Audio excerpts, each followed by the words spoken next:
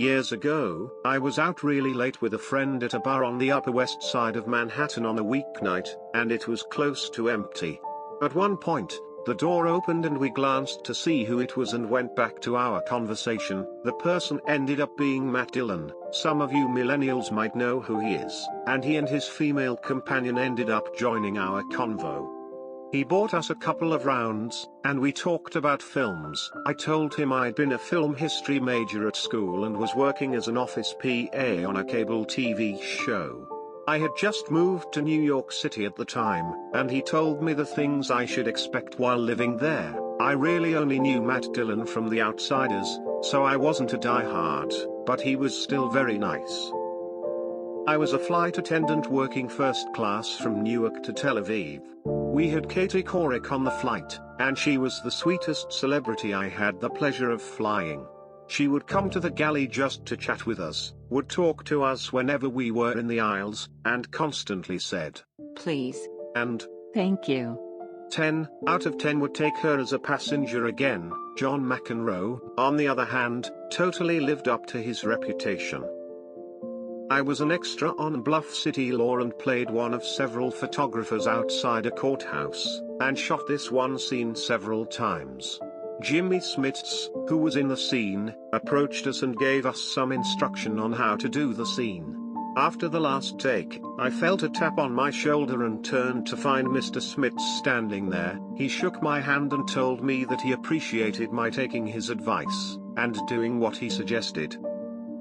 I was modeling at Mall of America, and my mom came to see me. Shaggy was performing and doing a meet and greet after the fashion show. My mom ended up being late and literally crashed into him as he was walking up, and I shit you not, he said to her, "It wasn't me." Extra stories. My friend was super nervous and panicked when she met Beyoncé. So Beyoncé decided held her hand to avoid her stress until she felt okay. It was short moment, but I have remembered this one really good. My cousin's grandmother was struggling with her overhead baggage on an airplane, and Florence Welch helped her get it down, chatted her up, and then gave her free tickets to her show that night. I work at a pizza shop, and Tracy Morgan lives up the street from our little downtown area. He's a regular customer since his son used to work here, and we hadn't seen too much of him since his accident. Tracy came in one day and started talking about his ordeal and everything he went through. For a good 20 minutes he spoke to me and a few other customers about how precious life is, and how it's so important to be thankful for everything you have, since you never know when your last day will be. It was eye-opening and good to hear from someone with so much experience in living life to the fullest. It was a very nice, down-to-earth talk. I was working on the last song with Miley Cyrus and Liam Hemsworth, where I had many kind interactions with both of them, but this particular one stands out the most. We were filming in a community college, staged as a hospital, and during a break, I went into the restroom. It was totally empty except for Miley, who was sitting up on the wall of sinks with her makeup artist, just chatting. I really had to go, so I sheepishly apologized and said I'd be quick, in case I was interrupting. As I was heading into the stall, Miley said, "Do you want me to turn the water on for you? I get so pee shy.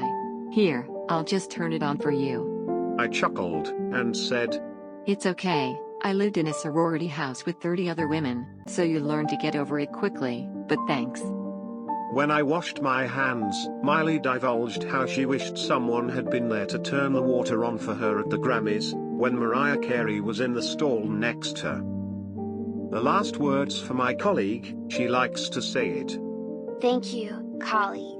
Well, I want to thanks everyone. Put your thumbs up, I'll know you interested by it, and subscribe to this channel for watching fresh news and stories, and don't forget to make good deeds on your life. Bye. And now, I'm happy.